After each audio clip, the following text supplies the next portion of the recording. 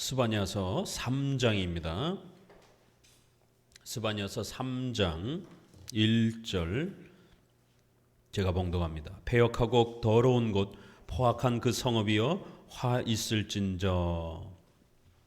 스바냐서는 3장으로 짧은 선지서이지만 아주 중요한 구약의 이 심판에 대한 하나님의 위대한 이 심판주 되심을 아주 선명하게 드러내는 종말론적인 그러한 특징을 가지고 있다고 말씀을 드렸습니다.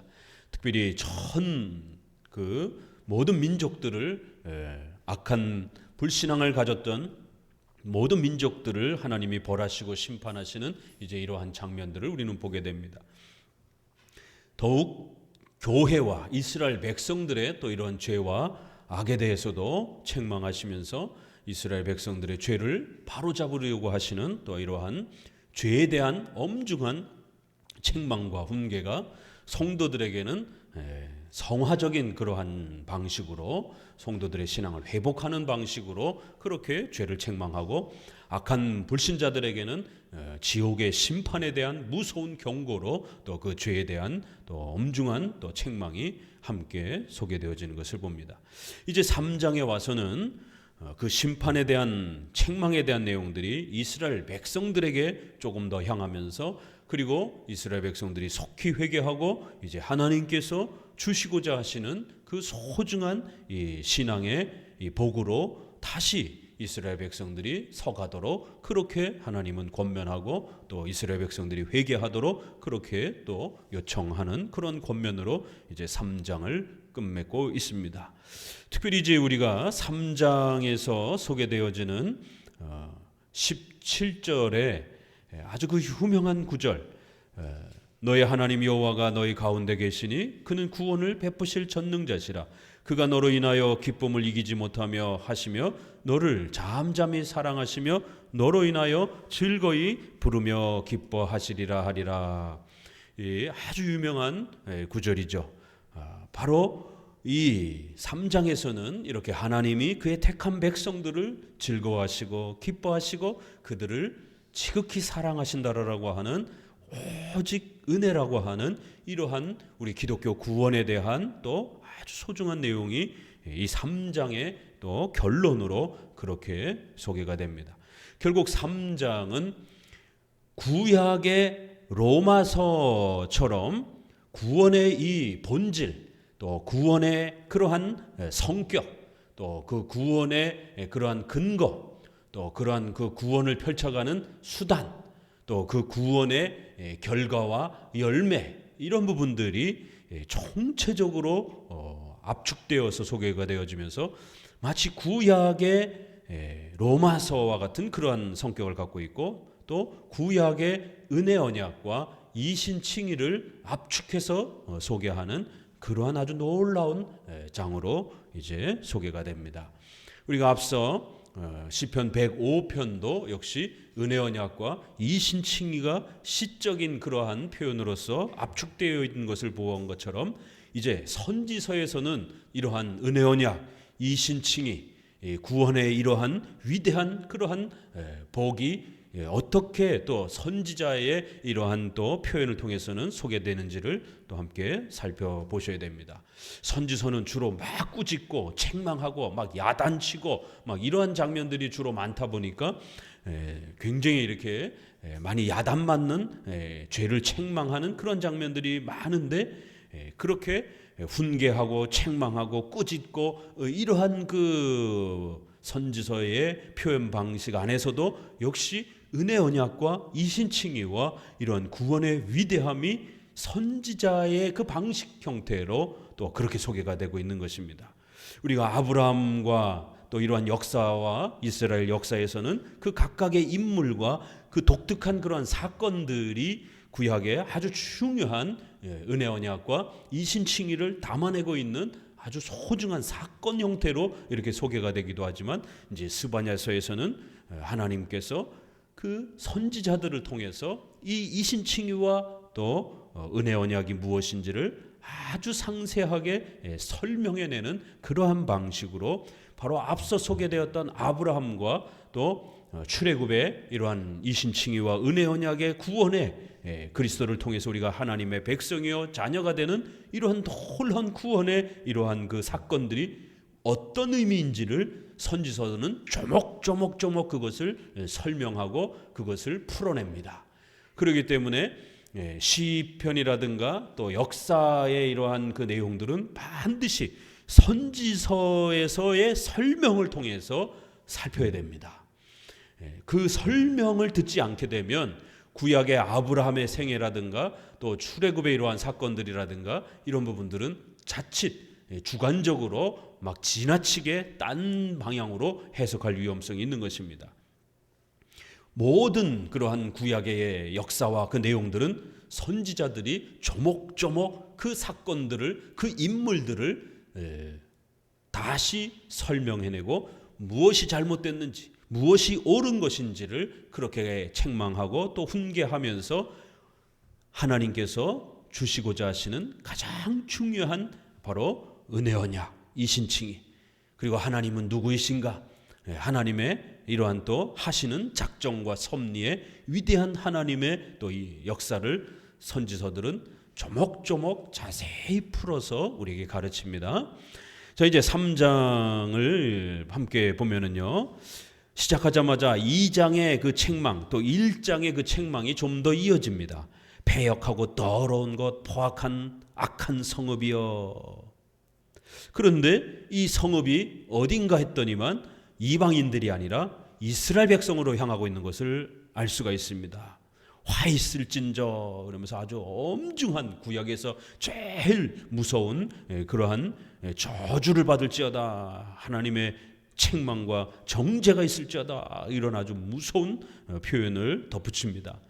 어떤 죄를 이스라엘 백성들이 범했는가 1장에서도 잠깐 소개되었지만 신앙에 대한 문제, 윤리에 대한 문제 항상 이 두 가지입니다. 결국 전체를 이렇게 간단하게 우리가 보게 되면 많은 내용들이 있는 것 같지만 결국 십계명과 관련해서 앞부분에 대한 하나님에 대한 신앙에 대한 문제 또 뒷부분에 대한 윤리에 대한 문제 이렇게 항상 두 가지로 초점이 모아지는 것을 알 수가 있습니다. 2절부터 같이 읽어봅니다. 그가 명령을 듣지 아니하며 교훈을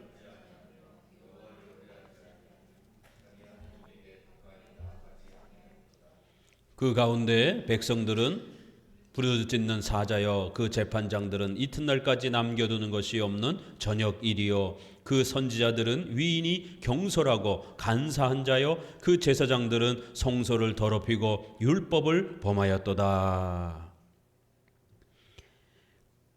어떠한 죄가 가장 핵심적인 죄로 특별히 신앙과 관련해서 가장 문제가 되고 있는 핵심 죄를 어떻게 표현하고 또 설명하고 있죠? 하나님의 말씀을 듣지 않는 하나님의 말씀을 거부하는 바로 성경을 무시하고 성경 중심의 이러한 신앙을 외면하는 이러한 종교 지도자들과 또 국가 위정자들의 악행들을 책망합니다. 국가 위정자들에게는 그 말씀을 따라 나라를 통치하지 않는 그러한 또 윤리적인 그러한 죄까지 포함되어 있는 것이고 특별히 선지자들과 제사장들은 거짓된 그러한 교리를 가르치면서 백성들을 혼란케 만든 그러한 신앙을 타락하게 만든 종교적인 범죄에 대해서 아주 엄히 꾸짖습니다.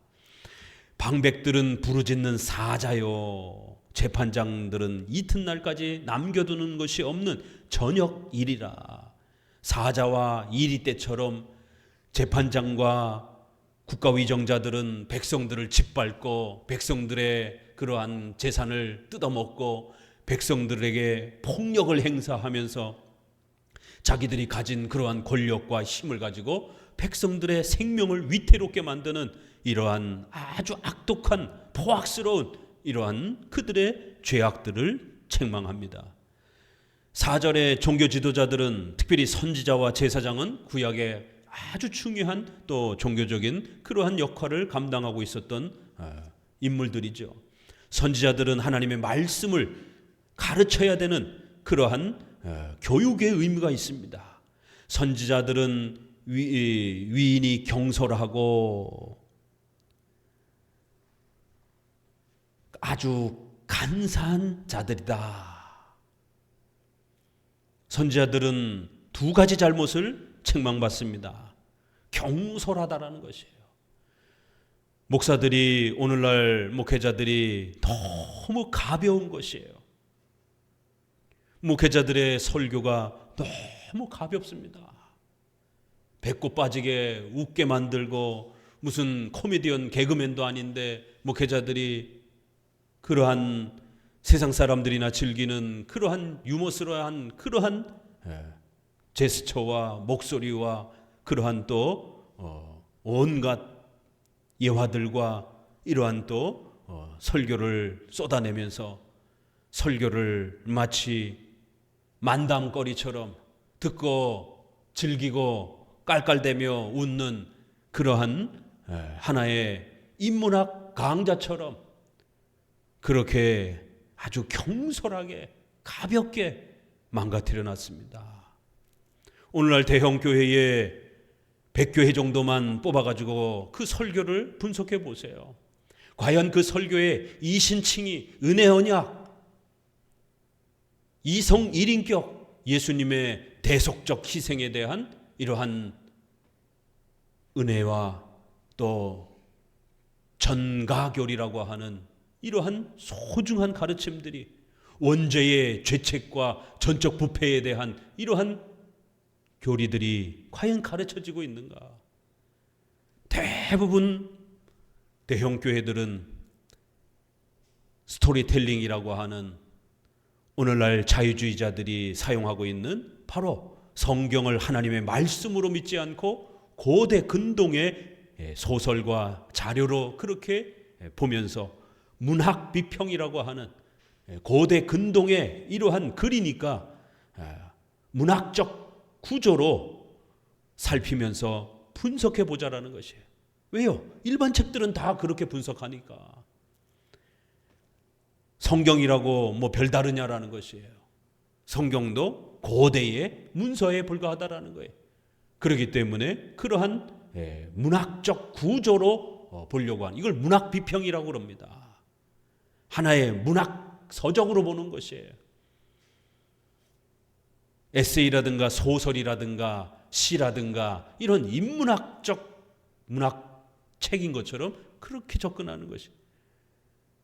그래서 일반 소설책을, 에세이를 설명하듯이 그렇게 감성적인 그러한 자극들을 표현하면서 아주 부드러운 그러한 표현들을 마치 영화를 보듯이, 드라마를 보듯이 기승전결이라고 하는 드라마적 이러한 문학 기법을 사용해서 그렇게 클라이막스로 쫙 끌어올리면서 사람들의 마음을 또 그렇게 감성을 자극하면서 이거를 스토리텔링 설교라고 말합니다. 스토리를 입히는 거예요. 요즘에 광고도 그렇고 무슨 가게도 그렇고 전부 다 이렇게 스토리를 입혀야 영업이 된다라고 말하잖아요. 왜냐하면 기술의 발전이 이제는 거의 한계치에 와서 비슷비슷해지다 보니까 반드시 제품을 팔기 위해서는 뭔가 이렇게 스토리를 입혀야 사람들이 감동을 받고 그 어떤 짧은 그런 광고 속에서도 뭔가 이렇게 스토리적인 이야기거리가 있어야만이 사람들이 관심을 갖고 거기에 흥미를 갖는, 이러한 오늘날의 사람들의 인문학적인 그러한 유행을 교회 안으로도 그대로 가지고 들어와서 기승전결 드라마식의 이러한 드라마 작가가 그렇게 사람들의 심리를 이렇게 끌고 가듯이 이렇게 막 이렇게 분위기를 어둡고 우울하게 또 이렇게 막 슬프게 끌고 가다가 반전이 또 일어나면서 또 이렇게 사이다 같은 그러한 또 권선징악을 이렇게 밝히면서 시원함을 또 이렇게 사람들이 즐기도록 그런 클라이막스로 또 쫙 끌고, 이게 바로 이야기 설교라는 거예요. 이야기하듯이 이야기거리로 그렇게 이야기를 해주듯이, 우리 어린아이들에게 이야기를 해주면 굉장히 재밌잖아요. 동화를 이렇게 이야기로 엄마 아빠가 이렇게 얘기해주면 굉장히 즐겁게 듣는 것처럼 이야기는 그런 글의 재미가 있는 것이 성경을 그런 식으로, 그러다 보니까 없는 얘기도 막 각색을 하고 집어넣기도 하고 막 죽인다, 심판한다, 이런 이야기들은 다 빼버리는 거예요. 왜요? 그런 건 불편하잖아요, 듣다 보면. 그러니까 성도들에게 잘하고 있다라라고, 괜찮다라라고, 힘내라라라고, 이런 식의 인문학적 권면만 하는 것이에요. 심리학적 권면만 하는 것이에요. 그렇게 사람들의 듣기에 좋은 그러한 메시지를 전해주지 않으면 사람들이 교회에 오지 않습니다. 듣기 싫어서. 교회 올 때마다 책망하고 회개하라라고 이렇게 설교를 하게 되면 듣기 싫어서 오질 않는 것이. 그렇기 때문에 지옥에 대한 설교, 죄에 대한 설교, 전적 부패에 대한 설교, 십계명 앞에 우리 자신을 돌아보고 하나님 앞에 그 책망을 순수히 받아들이라라고, 회개하라라고 외치는 설교회 앞에는 나오지 않는 것이에요. 그렇게 설교하면 사람들이 오지 않습니다. 결국 교회가 10,000명, 20,000명, 수천 명이나 된다라고 하는 것은 결국 그 설교가 변질됐다라고 하는 증거입니다. 오늘날 그렇게 많은 사람들이 그렇게 교회의 설교를 즐겨하면서 몰려들지 않습니다. 그런데 수천 명, 수만 명씩 어떻게 그렇게 모여오는가? 그것은 은혜를 갈급해서가 아니라 재미있는 이야기를 듣고 싶은 것이에요. 종교적 위안을 얻고 싶은 것이에요. 선지자들의 그 설교는 아주 가볍다라는 거예요. 재미난 이야기나 해주고 감동적인 이야기나 해주고 그저 감성적인 위로나 해주는 그러한 간사함들, 결국 설교가 가벼우니까 간사함으로 빠지는 것이에요. 사람들이 어떤 죄를 범하는지, 십계명에 이러한 죄를 범하는지 안 범하는지 상관이 없는 것이, 성도들이 어떻게 살아가는지, 성도들이 일상생활에서 하나님 앞에 섭리에 순종을 하는지 안 하는지, 우리 기독교의 근본 교리를 잘 배워가고 있는지 안 배워가고 있는지 관심 없어요. 그저 교회나 열심히 잘 다니고 11조 헌금이나 잘하면 책망하지 않는 것입니다. 잘하고 있다라고 격려해 주는 것이에요. 간사하다라는 것이에요. 목회자의 그러한 성공과 또 부에 대한 욕망을 채우기 위해서 성도들을 야단치지 않는 것이에요. 죄에 대한 설교를 더 이상 하지 않는 것이에요. 성도들이 돈만 많이 낼 수만 있다라면 또 돈을 더 많이 내도록 그렇게 온갖 종교적인 방법들을 고안해내서 성도들에게 그렇게 또 돈을, 또 종교적인 헌신을, 무작정 헌신을 그렇게 또 이끌어냅니다. 수천억이나 되는 교회 건물을 짓자라라고 그렇게 성도들의 전 재산을 헌납할 것을 그렇게 요구하는 것이에요. 그러면 하나님이 2배, 3배로 복 줄 테니까 지금 당신들이 가진 모든 걸 내놓으라라고 그렇게 요구하는 것이에요. 간사한 겁니다.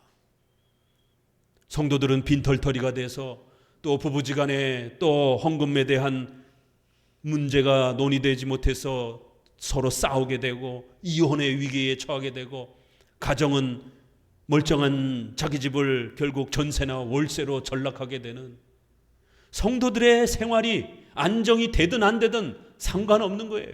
교회만 번듯하게만 지을 수 있다라면 수백억, 수천억짜리 건물이 왜 그렇게 많냔 말이에요.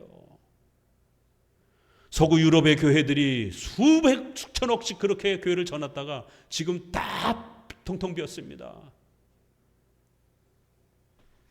인터넷이 발달이 돼서 서구의 소식들을 우리는 다 듣게 돼요. 인터넷 뉴스에 다 올라옵니다. 그 영국의, 프랑스의 유명한 그 수백 년씩 된 건물과 교회들이 교인들이 유지가 안 돼서 다 매물로 나오는 거예요.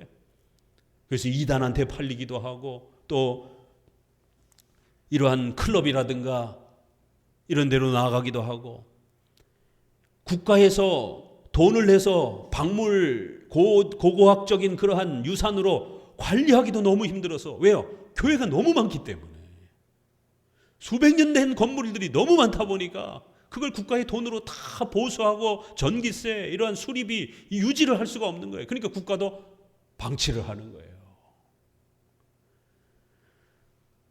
건물을 수백억씩 수천억씩 지어놓고 성도들의 삶은 온데간데 없이 그렇게 길바닥으로 나앉든 말든 상관없이 그렇게 목회자의 이러한 성공에 대한 욕심 때문에, 그리고 그 부귀영화를 자식에게 그대로 물려주려고 하는 이 욕망이 결국 성도들의 삶 전체를 송두리째 뽑아버리는, 지금 서울의 그 유명한 10대 안에 드는 교회들이 전부 다 그렇게 대부분 다 자기 아들에게 전부 그렇게 계승이 되면서 세상으로부터 손가락질을 받고 있습니다. 저 멀리 아프리카의 선교사로 가서 그 자녀들이 신앙으로 희생하겠다 그러면 정말 박수를 받을 것이에요. 그런데 아버지가 읽어놓은 그 수백 수천억짜리의 그러한 교회 건물과 그 재산을 아들이 그대로 물려받으니까 문제가 되는 것이죠. 간사한 겁니다. 종교적인 명분을 가지고 성도들의 전 삶의 헌신과 재산을 그렇게 빼앗아가면서 자신들은 온갖 세상의 부귀영화를 다 취하려고 하는 이런 아주 악독한 선지자들의 아주 간사한, 겉으로는 아주 성도들을 위하는 것처럼 그렇게 말하면서 그런 명분인 것처럼 이야기하면서 뒤로는 자신들의 부만 채워가는 악독한 이러한 아주 간사한 선지자들의 이러한 악행들이 오늘날도 그렇게 반복되고 있는 겁니다. 그 제사장들은 성소를 더럽히고 율법을 범하고 있는 거예요. 제사장들은 성도들의 그러한 제사를 집례해주고 성도들의 그러한 재물을 잘 관리해서 하나님 앞에 제사가 될 수 있도록 철저하게 그 성결함과 제사의 그러한 엄격함들을 잘 유지하면서, 또 제사장들은 하나님의 말씀을 부지런히 가르쳐야 되는 그러한 교육의 의무를 가지고 있음에도 불구하고 제사장들이 온갖 탐욕에 빠져서 예배를 더럽히는, 성경적 제사와 예배가 아니라 결국 돈을 낼 수 있는, 돈을 뜯어낼 수 있는 그러한 제사와 예배로 결국 예배를 변형시키는 것이에요. 그리고는 하나님의 말씀을, 율법을 범하는 거예요. 어디 성경적인 그러한 직분론에 있어서 수백 수천억씩 수천만 원씩 그렇게 장로 직분을 받으면서 내놓으라라고, 아예 암암리에 큰 교회들은 그렇게 최소 몇 천만 원 이상씩은, 장로가 되려면 최소 5천만 원, 또 안수집사가 되려면 1,000만 원, 권사가 되려면 500만 원, 아예 정해져 있습니다. 성직매매가 중세시대에만 있었던 것이 아니라 오늘날도 여전히 반복되고 있는 것이에요. 왜 장로 직분을 받는데 수천만 원씩 내놔야 됩니까? 장로 직분을 수천만 원을 내놓고 사는 겁니까? 결국 제사장이 예배를, 하나님의 말씀을 자신의 사욕을 채우는 그러한 도구로 사용하고 있는 거예요. 그런데도 성도들은 정신 못 차리고 그런 교회들에 바글바글 모입니다. 자신들의 돈을 다 가져가라라고.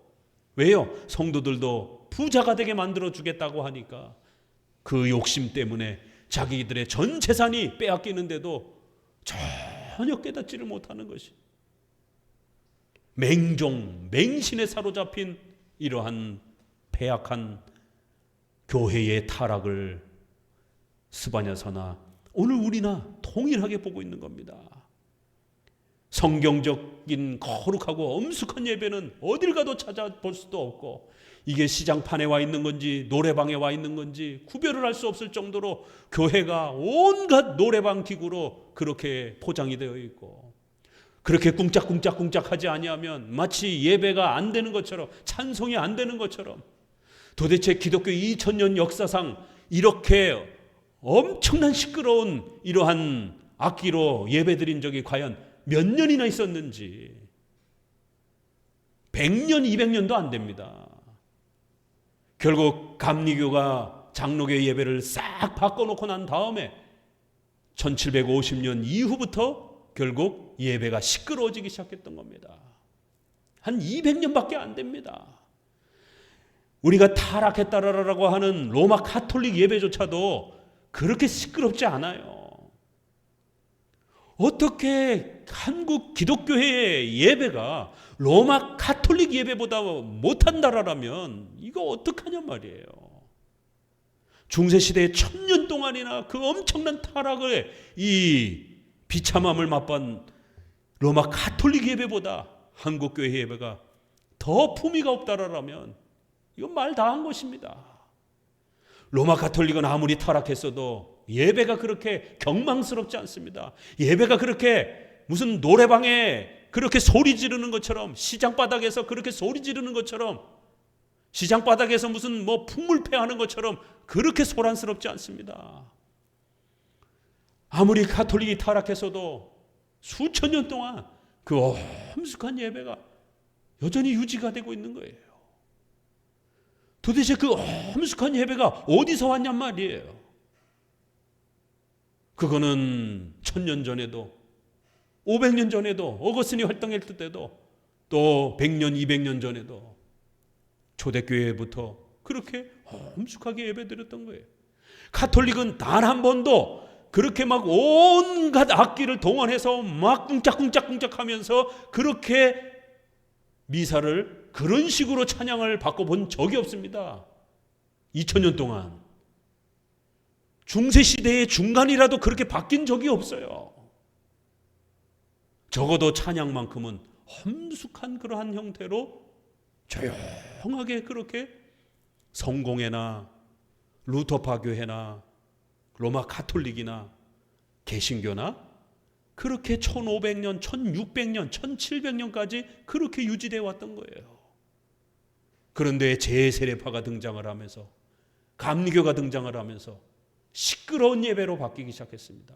시편 찬송과 같은 이러한 엄숙한 찬송을 다 집어던지고 템포가 빠른, 비트가 빠른, 가사가 별로 없는 이러한 짧은 가사를 중심으로 한 비트가 빠른 그러한 찬송으로 전부 다 뒤바꿔 놔버린 거예요. 그리고 시끄러운 찬송이 되어버린 겁니다. 그리고 고작 200년이에요. 기독교 2000년 역사 속에서 이렇게 시끄럽게 예배드린 적이 없습니다.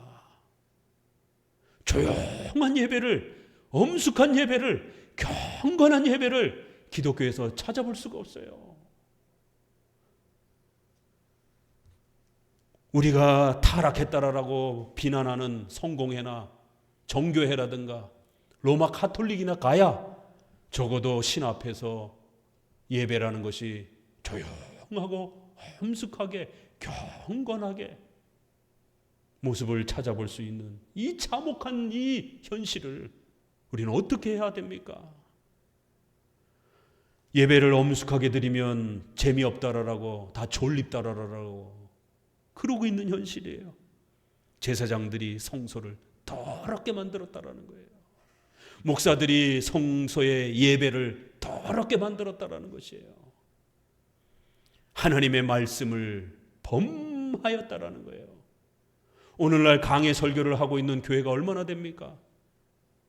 한국교회 순위 100교회에 100위까지 교회를 선정해 놓고 수천 수만 명씩 모이는 그 100개의 교회를 모아놓고 강해 설교하는 데 있나 찾아보세요. 없습니다. 교회는 강해 설교를 버리고 칼빈과 쯔빙글리와 종교개혁자들이 회복했던 그 강해 설교를 버리고 제목 설교로 바뀌면서 교회의 설교가 타락하기 시작했습니다. 여기저기 이곳저곳 그저 짧은 본문을 가지고 제목 설교로 그렇게 간단한 설교를 하면서 교회는 타락하기 시작한 거예요. 왜요? 성도들이 성경을 모르기 시작한 겁니다. 여기저기 저기 조금씩 이러다 보니까 성경 전체를 성도들이 이해하지 못하는 성경 문맹 시대에 돌입한 겁니다. 교리를 공부하지 않습니다. 사도신경을 공부하지 않습니다. 수천 년 동안 지켜왔던 사도신경의 이 고백이 뭔지 전혀 교회에서 가르쳐지지 않습니다. 사도신조는 공인된 그러한 지금 우리가 고백하는 이러한 공인된 표현만 해도 700년대에 나왔습니다. 아주 정확한 그 문장이 완성된 형태도. 그리고는 이제 문장이 조금 차이가 나는 것만 해도 고대의 300년, 400년에 이렇게 많은 그러한 문서와 편지들 속에 사도신경의 그러한 문장이 하나 둘씩은 조금 차이가 나는 그러한 신조 고백이 얼마든지 들어있습니다. 니케아 신조는 우리가 잘 아는 것처럼 325년에 그렇게 완성된 형태로 남아있고, 이렇게 사도신경은 지난 2000년 동안 교회가 간직하고 기독교의 본질, 핵심 교리를 가르치기 위해서 부단히 가르쳐왔던 이 소중한 교리의 내용을 한국교회는 더 이상 가르치지 않습니다. 사도신조의 지옥에 내려가시고가 다 빠진 상태로 고백하고 있어요. 그거는 존 웨슬레가 뺀 겁니다. 그리고 미국 감리교회가 뺀 겁니다. 그리고 한국 감리교회가 뺀 것이에요. 언더우드가 처음 번역했던 사도신조의 우리 장로교 사도신조의 고백에는 다 지옥에 내려가시고가 남아 있습니다. 미국 장로교회도 지옥에 내려가시고가 그대로 남아 있습니다. 오히려 중국에 그렇게 선교사들이 가서 장로교를 소개했던 그 내용이 남아 있어서 지금 중국에 있는 장로교 신자들과 교회 예배는 지옥에 내려가시고가 남아있는 사도신조를 고백합니다.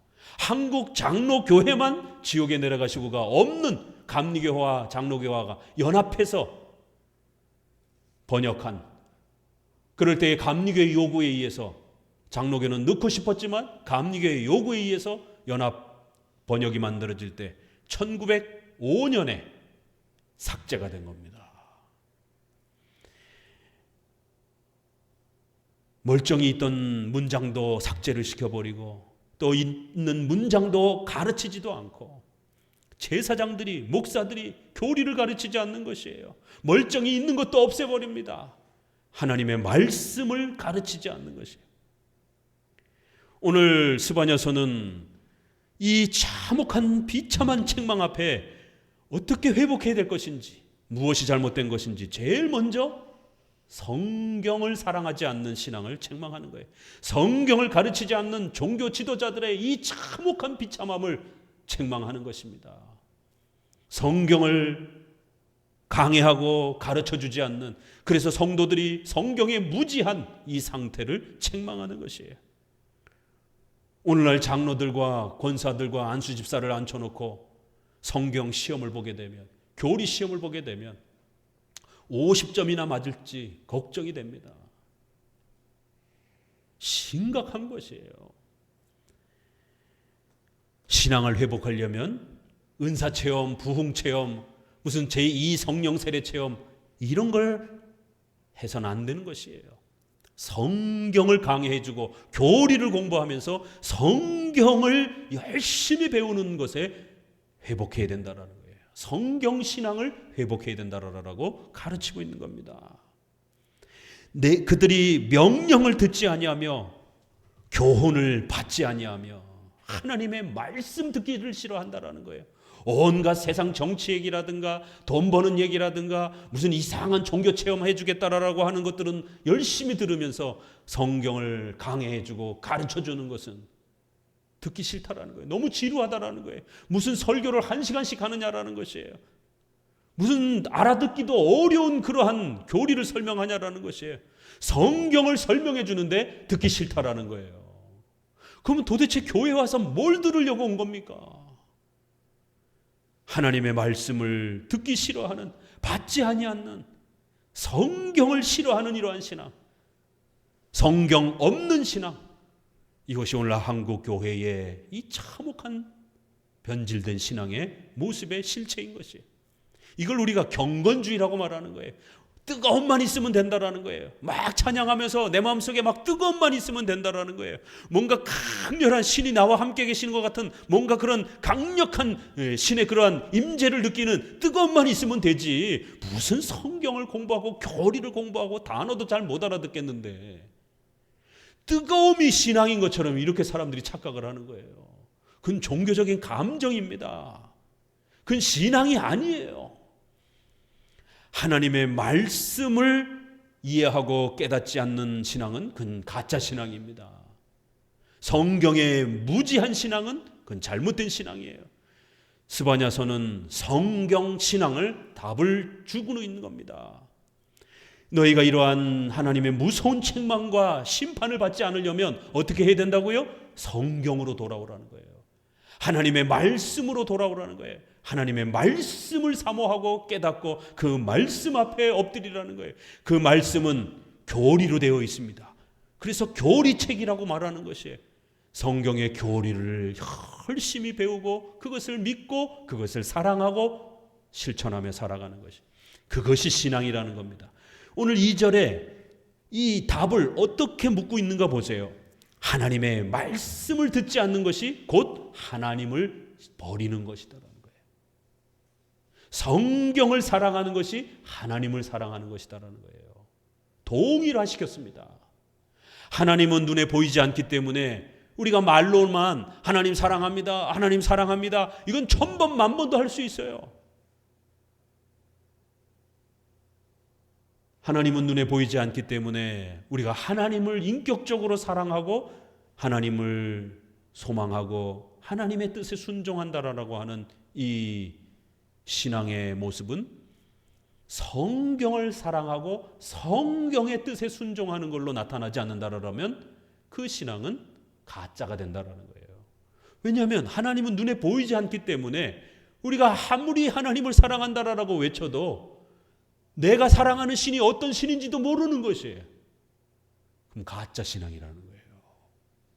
알지도 못하는 신을 사랑한다는 게 말이 됩니까? 성경을 통해서 하나님이 누구신지, 하나님의 뜻이 무엇인지를 하나님은 그렇게 우리에게 가르쳐 준 겁니다. 그래서 하나님 자신의 말씀을 사랑하는 것이 곧 하나님 자신을 사랑하는 것처럼 하나님께서 성경을 그렇게 묶어주신 것이에요. 성경이 없으면 하나님을 알 수 없는 이러한 기독교의 신앙 구조를 하나님 스스로 만들어 놓은 겁니다. 왜요? 하나님은 영이신 하나님이기 때문에 육신을 가진 우리 인간이 하나님을 만지거나 볼 수가 없는 거예요. 그래서 하나님은 우리가 만지거나 볼 수 있도록 뭘 주신 거예요? 하나님 자신의 말씀을 남겨주신 것입니다. 그래서 말씀은 우리가 만지고 보고 읽고 살필 수 있는 겁니다. 그래서 하나님은 성경과 자신을 그렇게 일치시켜 놓은 겁니다. 그래서 성경을 열심히 사랑하고 읽고 배우면 그것이 곧 하나님을 사랑하고 또 하나님을 의지하는 걸로 그렇게 연결되도록 그렇게 묶어 놓으신 것이, 하나님의 말씀을 받지 않는 것이 여호와를 의뢰하지 않은 것이다라고 이렇게 책망하는 겁니다. 하나님을 믿지 않았다 단지 이렇게만 책망하는 게 아니에요. 하나님을 믿기 위해서는 성경을 받아들여야 된다는 거예요. 성경을 무시하면 그냥 신앙이 아니라는 겁니다. 하나님을 사랑하는 게 아니라는 거예요. 자기 하나님에게 가까이 나아가지 않는 것이다라는 겁니다. 성경을 듣고 그 성경을 잘 깨달아 받지 아니하면 하나님께 가까이 나아가는 게 아니라는 것이에요. 거꾸로 성경을 사랑하고 성경을 열심히 배우면 하나님을 사랑하는 것이다라는 거예요.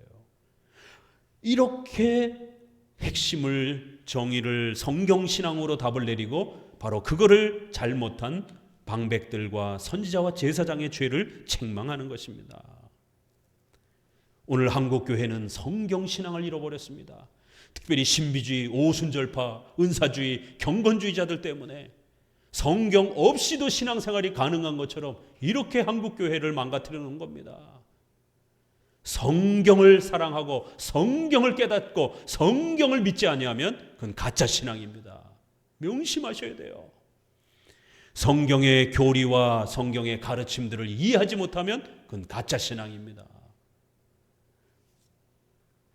성경이 가르치는 구원이 무엇인지, 은혜 언약이 무엇인지, 예수님이 어떤 분이신지 이 성일인격으로 예수님을 고백하지 않으면 가짜예요.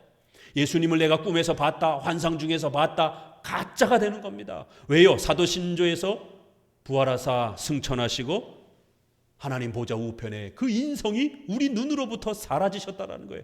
절대로 재림 전에는 인성을 볼 수 없다라고, 인성이 사라져 가셨다라고 말합니다. 그리고 그 인성은 저리로서 거기로부터 재림 때에 그때 유일하게 우리 눈앞에 보이도록 그렇게 오실 것이다라는 거예요. 인성이. 그렇기 때문에 절대로 예수님이 부활을 승천하시고 나셔서는 절대로 재림 전에는 예수님의 인성을 볼 수 없다라고 지난 2000년 동안 기독교는 그렇게 고백해 온 거예요. 이렇게 기독교 교리를 모르다 보니까 예수님을 꿈에 봤다, 환상 중에 봤다라고 하는 사람들이 나타나는 겁니다. 이러한 간증들은 100% 가짜입니다. 왜요? 성경은 예수님이 승천하셔서 우리 눈앞에서 사라지셨고 재림 때 다시 오실 것이다라고, 그때야 예수님을 보게 될 것이다라고 성경은 그렇게 말씀하고 있는데, 성경에 약속한 것을 망가뜨리는 그런 체험을 어떻게 우리가 인정할 수 있겠습니까?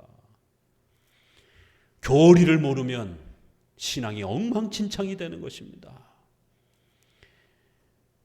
선지자들과 제사장들의 악독한 교회를 파괴하고 기독교를 변질시키고 타락시키는 이러한 종교 지도자들의 이러한 범죄함들은 하나님 앞에 화 있을진저 패역하고 더러운 악한 자들이요 포악한 성읍이요 반드시 하나님 앞에 벌을 받을 것이다라는 거예요. 하나님의 예배를 망가뜨리고 말씀을 망가뜨리고 교회 안에 소중한 이러한 신앙의 질서들을 깨트려버린 종교 지도자들은 하나님 앞에 엄중하게 벌을 받을 것이다라고 경고합니다. 그 중에 거하신 여호와는 의로우사 불의를 행치 아니하시고 아침마다 간단 없이 자기의 공의를 나타내시거늘 불의한 자는 수치를 알지 못하는도다. 여호와께서는 구약이나 신약이나 오늘날이나 항상 그 예배는 엄숙해야 된다라고 정의롭고 공의롭게 말씀하신 것이에요. 십계명을 따라 살인하지 말라, 폭력을 행사하지 말라, 남의 것을 빼앗지 말라라고 기독교 윤리는 구약이나 오늘날이나 동일하게 그렇게 하나님은 공의롭게 행하신 것입니다. 구약은 성전 제사의 방식으로 엄숙하게 예배를 드린 외적인 것만 달라졌을 뿐이에요. 엄숙하게 찬송을 받으시고 엄숙하게 구약의 성례를 받으시는 것은 동일하신 것입니다.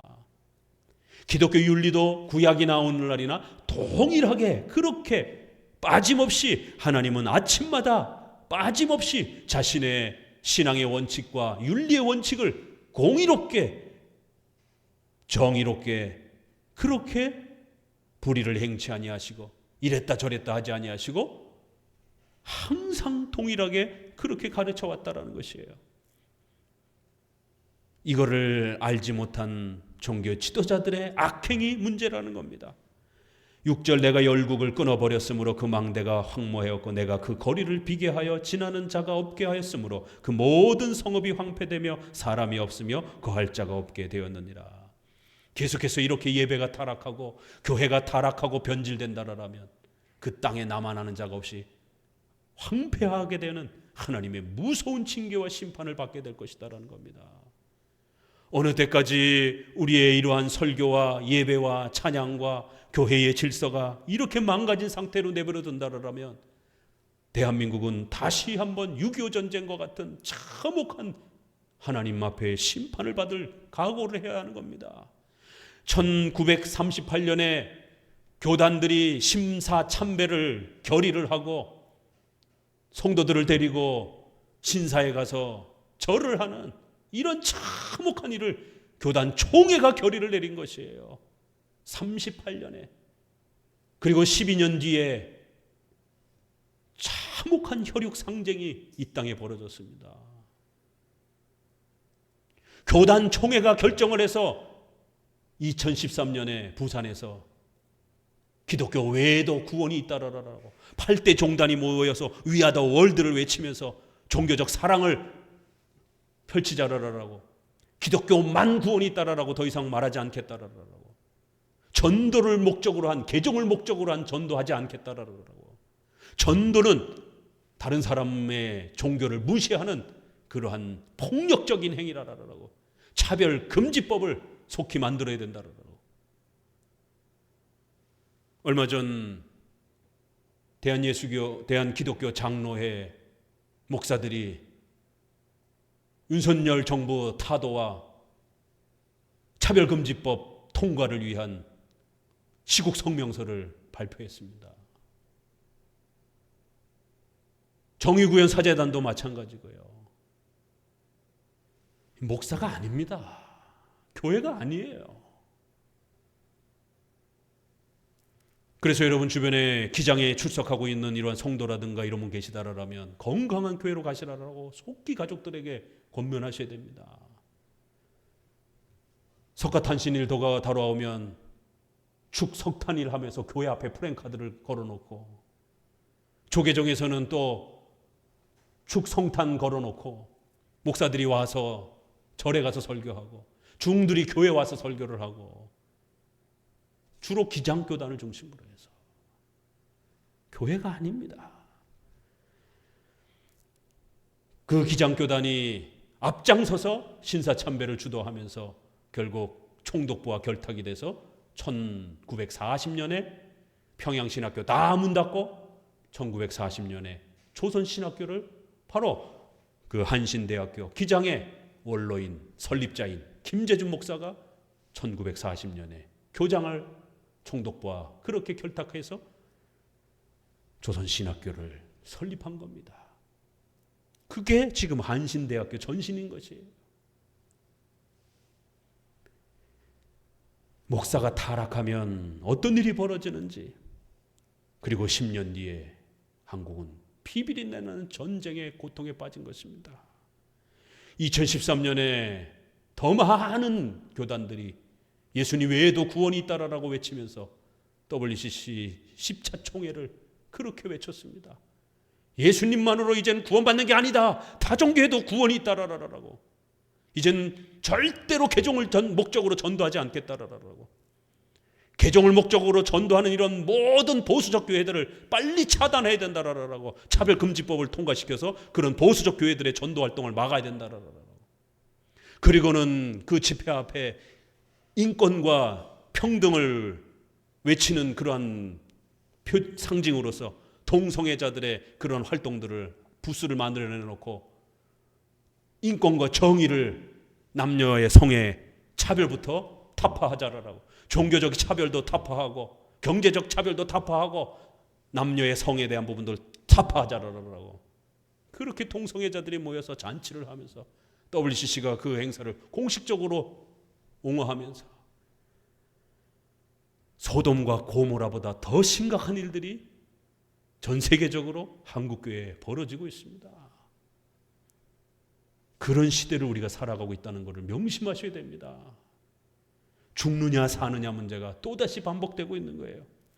성경은 다 집어던지고 교리는 다 집어던지고 그저 노래나 많이 하고 그저 소리나 지르면서 노래하다가 돌아가는 것이에요. 이건 교회가 아닙니다.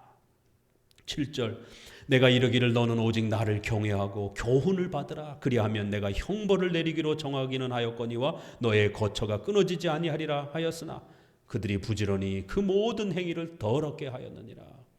어떻게 해야만이 살 수 있다고요? 교훈을 받으라는 거예요. 하나님을 경외하고 교훈, 성경을 사랑하라는 거예요. 하나님을 사랑하는 만큼 성경을 열심히 사랑하라는 거예요. 하나님을 찾는 만큼 성경을 부지런히 찾으라는 거예요. 하나님을 갈망하는 만큼 성경을 열심히 공부하라는 겁니다. 성도 여러분, 일주일 동안 성경 얼마큼 읽고 있습니까? 성도 여러분, 일주일 동안 교리 공부 얼마큼 하고 있습니까? 교리책 얼마큼 읽고 있습니까? 뭐가 그렇게 바쁩니까? 지금 우리가 살아가고 있는 지금 우리의 형편이 넉넉한 형편이 아니라는 것이에요. 신사참배보다 그때는 일제가 총칼로 위협을 하니까 어쩔 수 없이라도 핑계라도 되죠. 2013년에는 자발적으로 다 참여했어요. 성도들이 돈 다 갖다 내면서 그렇게 그 행사에 필요한 모든 경비를 50억씩이나 갖다 바치면서 자발적으로 참여를 한 겁니다. 핑계도 될 수가 없어요. 이제는 신사참배 때보다 더 엄청난 죄악과 참혹한 배교의 예배와 신앙의 타락의 변질이 우리 한국 땅에서 일어났습니다. 근데도 관심 있는 사람들이 별로 없어요. 얼마 전에 코로나 때문에 연기되었던 11차 총회가 독일에서 또 열렸어요. 그리고는 또 동성애 차별금지법 외치면서 정의, 평등, 자유, 원죄, 오직 예수 그리스도, 이런 거 사라진 지가 오래됐습니다. 성경을 하나님의 말씀으로 고백하는 건 너무 독선적인 것이다라는 거예요. 성경은 그저 여러 권위 있는 좋은 말씀에 불과하다라는 거예요. 타 종교에 있는 그런 경전들도 다 나름대로 존중되어야 되는 말씀이라는 것이, 기독교의 이러한 고전도 좋은 말씀일 뿐이지 유일한 하나님의 신의 말씀은 아니라는 것이, 이게 WCC의 선언입니다. 여호와를 경외한다면 하나님의 말씀을 받으라는 거예요. 성경을 배우라는 겁니다. 교리를 열심히 배우라는 거예요. 그러면 하나님이 형벌을 제해 주시겠다라는 거예요.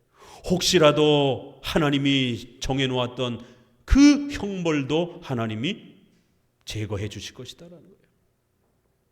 하나님이 형벌을 내리기로 정하기는 하였거니와 열심히 회개하고 성도들이 하나님의 말씀으로 돌아오면 하나님이 내리기로 했던 그 형벌을 중단시켜 주겠다라는 것이에요. 왜요? 하나님의 섭리란 반드시 인간의 제2원인, 인간의 책임을, 인격적인 책임을 수단으로 사용하시기 때문에 하나님이 형벌을 내리시는 섭리적 결정을 하신 것이에요. 그러나 그 섭리적 결정은 반드시 인간의 회개와 또 돌이킴을 통해서 바뀔 수 있습니다. 하나님의 작정은 불변한 겁니다. 그러나 섭리가 집행될 때는 우리가 항상 제1원인, 제2원인, 하나님의 그러한 주권과 인간의 인격적 책임이 항상 조화를 이루는 방식으로, 왜요? 언약적 방식으로 하나님이 구원을 베풀어 가기 때문에 그런 것이에요. 믿음이라는 조건을 통해서 우리를 구원시켜 주는 것이지 믿지도 않는 사람을 구원시켜 주는 게 아닙니다. 아무리 하나님이 주권과 그리스도의 공로로 은혜를 주신다 할지라도 믿어야 주는 거예요. 믿음이라는 이 인격적 수단을 우리가 사용해야 되는 것입니다. 성도들이 회개하고 믿어야 하나님의 징계와 책망이 제거되는 것이에요. 회개하지 아니하면 그 형벌은 집행되는 겁니다. 하나님의 작정과 섭리는 운명론처럼 그렇게 집행되는 방식이 아닙니다. 항상 성도들의 인격을, 인간의 인격을 사용하셔서 그들의 신앙적 책임을 사용하는 방식으로 그렇게 역사하시는 것입니다. 그래서 아주 독특한 표현, 내가 형벌을 내리기로 정하기는 하였거니와 너희가 회개하고 말씀으로 돌아오기만 한다라면 그 내리기로 결정하셨던 섭리적 결정을 바꿔주시겠다라는 거예요.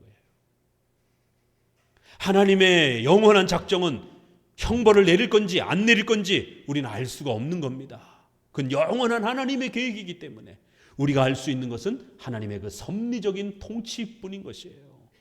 섭리적 통치는 반드시 인간의 인격을 보존, 협력, 통치 방식으로 세 가지 방식으로 섭리가 집행된다라고 시편을 통해서 끊임없이 배웠죠. 협력, 인간의 의지를 인격적 수단으로, 도구로 사용하시기 때문에 회개하면 하나님이 돌이켜 주시겠다라는 거예요. 부지런히 그 모든 행위를 더럽게 했다라는 거예요. 그렇게 하나님이 기회를 주셨음에도 불구하고 회개하지 않더라는 거예요. 나 여호와가 말하노라. 그러므로 내가 일어나 벌할 날까지 너희는 나를 기다리라. 내가 뜻을 정하고 나의 분한과 모든 진노를 쏟으려고 나라들을 소집하며 열국을 모으리라. 온 땅이 나의 질투의 불에 소멸되리라. 하나님 앞에 회개하지 않게 되면 무서운 심판과 징계가 곧 들이닥칠 것을 알라라는 것이에요. 자, 이제 9절부터는 이렇게 경고하고 책망하고 난 다음에 너희가 속히 회개하고 성경으로 돌아오면 어떤 일이 주어질 것인가에 대한 이제 은혜 언약과 구원의 이 회복을 약속합니다. 9절부터 읽어봅니다. 그때 내가 열방의 입술을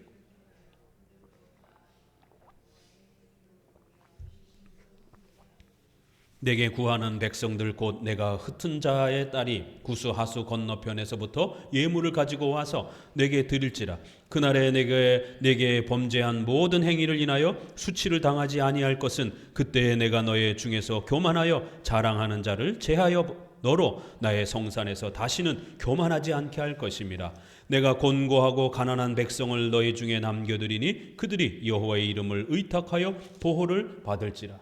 이스라엘의 남은 자는 악을 행치 아니하며 거짓을 말하지 아니하며 입에 게으란 혀가 없으며 먹으며 누우나 놀라게 할 자가 없으리라. 회개하고 성경으로 돌아와 그 성경의 가르침을 교리를 열심히 배우고 사모하고 사랑하기만 하면 하나님께서 너희들에게 구원의 은혜를 베풀어 줄 것이다라는 거예요. 열방의 입술을 깨끗하게 해줄 거라는 거예요. 죄악을 범했다라는 것을 성경은 이렇게 선지자들은 입술이 더러워졌다라고 이렇게 거꾸로 표현합니다. 그 더러워진 입술로 올바른 찬양을 하지 아니하고 올바른 기도를 하지 아니하기 때문에 입술이 더러워진 것처럼 이렇게 죄악에 빠진 것을 입술이 더러워진 걸로 많이 표현을 합니다. 그렇기 때문에 죄 용서를 받는 것을 입술이 깨끗해지는 것으로, 그래서 신앙 고백이 깨끗해지고 신앙의 그러한 회개와 믿음의 결단이 신실하고 윤리적인 또 이러한 바른 말과 행동들이 변화되어지는 신앙의 회복을 입술이 깨끗해지는 걸로 이렇게 표현하는 거예요. 그리고 다 나 여호와의 이름을 부르며 일심으로 여호와를 예배하고 섬기게 되는 이런 일들이 벌어질 것이다라는 거예요. 자신들의 죄를 회개하고 하나님을 찾으며 하나님 앞에 예배드리기 위하여 전심전력하면서 그렇게 하나님의 말씀을 사모하는 그러한 회복들이 예배의 회복과 성경을 사랑하는 회복과 또 성도들의 신앙 고백이 회복이 될 것이다라는 거예요. 내게 구하는 백성들 곧 내가 흩은 자의 딸이 저 애굽 구스 하수 건너편에서부터 그들이 예물을 가지고 와서 하나님 앞에 예배를 회복하는 그러한 일들이 벌어질 것이다라는 거예요. 그날에 내게 범죄한 모든 행위를 인하여 이제 더 이상 수치를 당하지 않는, 하나님 앞에 범죄해서 이방 민족에게 잡혀갔던 그 수치와 수모를 이제 다 없애줄 것이다라는 거예요. 예배와 신앙이 잘못되게 되면 우리의 재정과 질병과 또 삶이 이렇게 망가질 수 있다라는 거예요. 그래서 이제 예배가 신앙이 회복된다라고 하는 것은 또 너희가 그 수치를 당했던 모든 삶이 또 회복되어지는 이러한 은혜를 누리게 될 것이다라는 거예요. 그때 내가 너희 중에 교만하여 자랑하는 자를 전부 다 없애버리고, 신앙과 예배의 타락은 다 이렇게 거만에서부터 된 문제들이라는 거예요.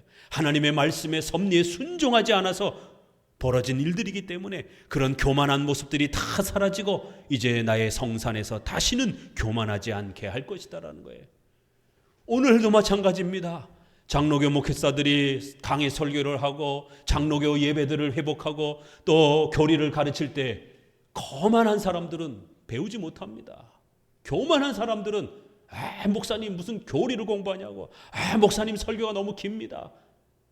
거만해서 그런 것이에요. 마치 자기들이 다 알고 있는 것처럼. 장로교 목사들이 강의 설교를 통해서 교리 공부를 통해서 성경을 가르쳐 주려고 할 때에 겸손하게 배우면 하나님의 은혜와 역사가 일어난다는 거예요. 말씀을 배우는데 우리가 부족함을 깨닫고 겸손해지면 하나님의 역사가 일어날 것이다라는 거예요. 내가 곤고하고 가난한 백성을 너희 중에 남겨두리니 그들이 여호와의 이름을 의탁하여 보호를 받을 것이다라는 거예요. 심령이 가난하고 자신들이 얼마나 부족한지를 겸손하게 그렇게 고백하고 말씀을 배우려고 나오는 그런 성도들이 반드시 있을 것이다라는 거예요. 남은 자, 구약의 예정론의 표현이라 그랬죠. 하나님이 택하시고 예정하신 백성들은 반드시 이렇게 성경을 사랑하면서 여호와의 이름을 의지하며 그렇게 하나님을 사모하며 성경을 사모하는 신앙으로 돌아올 것이라는 거예요. 이스라엘의 남은 자는 이렇게 하나님의 예정된 백성들은 반드시 이 신앙을, 이 성경을 사랑하는 교리 신앙을 듣게 되고 사랑하고 교회로 모이게 될 것이라는 겁니다. 그들은 교리를 싫어하지 아니하고 성경을 외면하지 아니하고 성경을 배우면서 신앙이 회복이 되고 십계명을 배우면서 윤리가 회복이 되면서 거짓을 말하지 아니하고 입에 게으란 악독을 폭력적인 행동들을 행하지 아니하고 먹으나 누우나 그렇게 놀라게 할 자가 없을 정도로 평안함을 누리게 될 것이다라는 거예요. 이렇게 말씀을 사랑하는 자들은 윤리에 있어서도 구계명만 언급했지만 이렇게 윤리도 회복이 될 것이다라는 거예요. 시온에 따라 노래할지어다, 이스라엘아 기쁘게 부를지어다, 예루살렘 따라 전심으로 기뻐하며 즐거워할지어다. 여호와가 너희 형벌을 제하였고 너희 원수가 쫓아내었으며 원수를 쫓아내었으며 이스라엘 왕 여호와가 너희 중에 있으니 내가 다시는 화를 당할까 두려워하지 아니할 것이라. 그날에 사람이 예루살렘에게 이르기를 두려워하지 말라, 시온아 내 손을 늘어뜨리지 말라. 바로 성경을 사랑하고 회개하면 이제 어떤 일이 벌어진다고요? 부자가 되는 게 아니에요. 무슨 이상한 종교 체험을 하는 게 아니에요. 시온의 딸들아 노래하고 아주 기뻐하고 즐거워하라는 거예요. 왜요? 도대체 뭘 그렇게 기뻐하라는 겁니까? 너희의 형벌이 제하였고, 이것은 원죄에도 해당이 될 수 있고 성화에도 해당이 될 수 있는 거죠. 아직 하나님을 믿지 않는 불신자들에게는 원죄, 형벌이 제거가 되는 것이고, 또 성도들은 신앙의 타락에 빠져있던 성도들은 또 자범죄가 제거되어지는 그러한 형벌이 제거되어지는 은혜가 주어질 겁니다. 부자가 되는 즐거움이 아니라 원죄가 제거되어지고 자범죄가 제거되어지는, 우리의 죄악이 용서되어지는 기쁨이 찾아오게 될 것이다라는 거예요. 그게 복이라는 겁니다. 이스라엘 왕 전능하신 여호와 하나님이 너희 가운데 계시게 될 거라는 거예요. 마태복음 있는 그 유명한 말씀 1장 23절에 예수님이 이 땅에 오셨고 그 이름이 임마누엘이라 하라. 여호와 하나님이 우리와 함께 계시다라는 뜻이에요.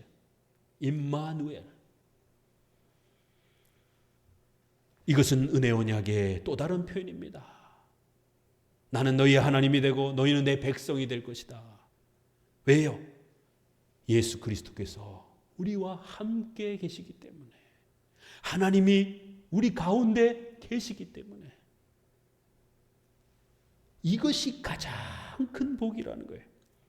임마누엘, 전능하신 왕 여호와가 너희 중에 있을 것이다라는 거예요.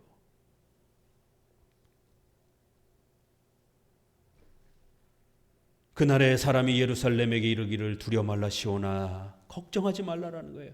왜요? 부자가 됐기 때문에? 아니에요. 17절 같이 읽어봅니다. 너의 하나님 여호와가 너의 가운데 계시니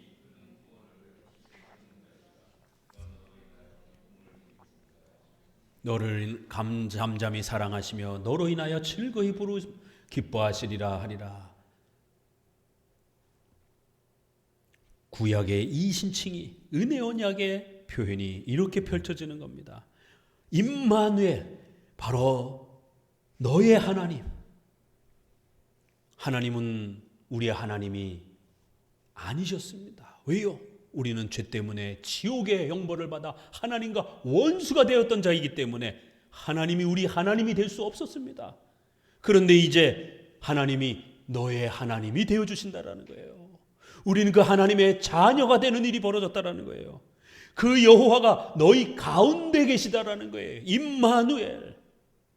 이신칭의의 이러한 위대한 은혜가 베풀어졌다라는 거예요. 그는 구원을 베푸시는 전지전능하신 여호와라는 거예요.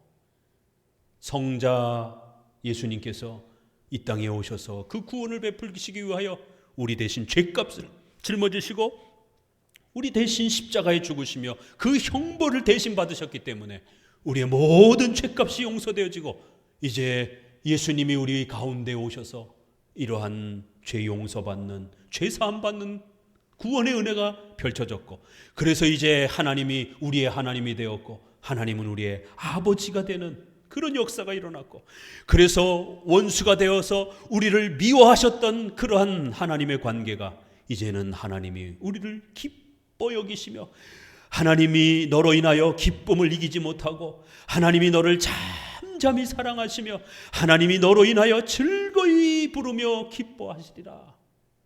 놀라운 것은 우리가 기뻐하고 우리가 즐거워하고 이런 내용이 아니라 거꾸로 하나님이 우리를 바라보시면서 죄인된 우리를, 원수되었던 우리가 이제 하나님 앞에 너무너무 귀하고 너무너무 소중한 그러한 의인이 되었기 때문에, 의인으로 하나님이 여겨주셨기 때문에, 예수 그리스도의 보혈의 피로 우리가 죄사함 받아 의인이 되었기 때문에, 하나님의 자녀가 되었기 때문에 하나님이 우리를 바라보며 잠잠히 기뻐하시며 사랑하시며 즐거이 부르며 기뻐하시리라. 기쁨을 이기지 못하시고 즐거워하실 것이다라는 거예요. 하나님께서 그의 백성들을, 그리스도의 보혈의 피로 구원받은 백성들을 이렇게 즐거워하시고 기뻐하시며 감격해 하실 것이다라는 거예요. 마치 아가서의 남녀의 사랑의 그러한 그 장면을 이렇게 녹여낸 겁니다. 구약의 이신칭의는 이렇게 표현된 거예요. 로마서에서는 어떻게 표현되었어요? 예수님이 우리 대신 죄값을 지불하고 우리가 원수 되었을 때에 하나님이 우리를 사랑하셨다, 이렇게 표현합니다. 그러나 선지서에서는 어떻게 표현합니까? 하나님이 우리를 잠잠히 사랑하시고 그 기쁨을 이기지 못하시며 너무너무 즐거워하시고 감격해 하신다라는 것이에요. 너의 하나님이 되어주셨다라는 거예요. 우리의 하나님이 되어주셨다라는 거예요.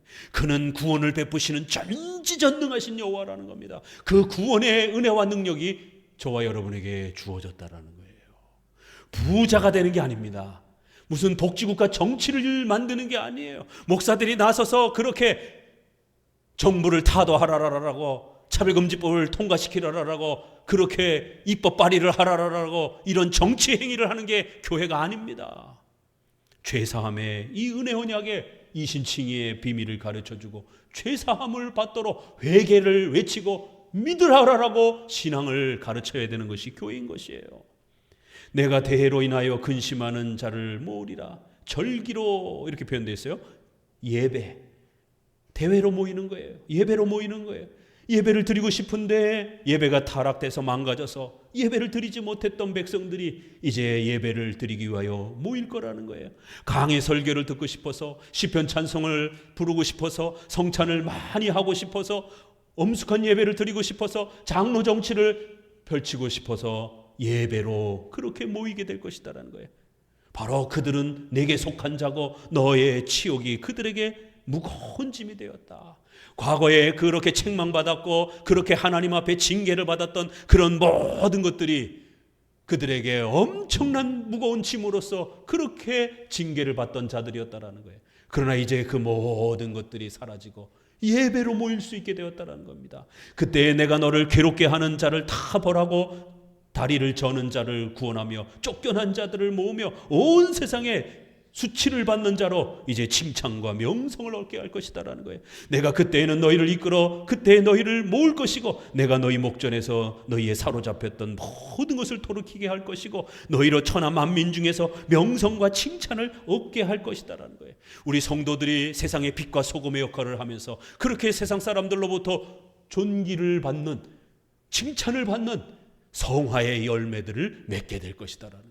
이렇게 마치 로마서의 아주 압축판인 것처럼 우리가 어떻게 구원받았는지, 하나님이 우리를 어떻게 구원시켜 주셨는지, 그 위대한 칭의가 어떻게 이루어졌는지, 그리고 칭의받은 자들은 반드시 더 이상 죄를 범하지 아니하고 십계명의 이러한 범하는 죄들을 범하지 아니하고 오히려 세상에 나아가서 명성과 칭찬을 받으면서 세상의 빛과 소금의 역할을 감당하면서 그렇게 성화를 실천하면서 살아가게 될 것이다라는 거예요. 이건 신약의 교회를 내다보고 있는 그러한 예언을 담고 있는 거예요. 그리스도께서 오시면 이런 역사가 일어날 것이다라는 거예요. 오늘 저와 여러분에게, 우리 성도들에게 이러한 예배의 회복과 신앙의 회복이, 이신칭의와 은혜 언약의 구원의 회복이 이루어지기를 간절히 소망합니다. 그리고 우리가 얻은 이 소중한 신앙과 예배적 회복들을 또 잘 지켜가는 그런 성도들이 되시기를 권면을 드립니다. 우리 앞에 놓여 있는 지금 상황은 차별금지법 동성애를 통과시키라라고 목사들이 교회들이 목소리를 높이는 이런 참혹한 시대에 우리가 살고 있기 때문에 이신칭의를 아예 뿌리채 지금 뜯어버리는 그런 신인 협력주의와 공로주의가 팽배한 그런 시대에 살아가고 있기 때문에 여러분이 붙들고 있는 여러분의 손에 쥐어진 이 은혜와 언약과 이신칭의의 이 값진 보물이 자칫 잘못하면 또다시 도전을 받고 붕괴되어지며 또 비참함으로 떨어질 수 있는 이런 심각한 위기 앞에 놓여져 있다는 거예요. 그래서 더더욱 잘 지켜가시기를 바랍니다. 부단히 지켜가시기를 바랍니다. 은혜 언약 그 이신칭의는 전능하신 여호와 하나님이 구원을 베푸시는 그러한 은혜로서 주신 임마누엘의 이러한 은혜로 하나님 자신을 희생하시면서 우리에게 주신 그런 어마어마한 복이라는 것이, 그리하여 이제는 하나님과의 원수되었던 관계가 하나님이 우리를 하나님의 자녀로 잠잠히 즐거워하고 기뻐 즐거이 부르시면서 우리를 영원토록 버리지 않겠다라고, 영원토록 우리와 함께 영생의 축복을 누리며 그렇게 천국에서 살도록 해주시겠다라고 하는 그러한 구원의 복인 것입니다. 이러한 값진 복을 함부로 여겨서는 안 되는 것입니다. 그것이 오늘 스바냐서의 결론인 것이에요. 이러한 소중한 신앙을 지켜가는 성도들 되시기를 주의 말씀으로 권면을 드립니다. 기도합니다.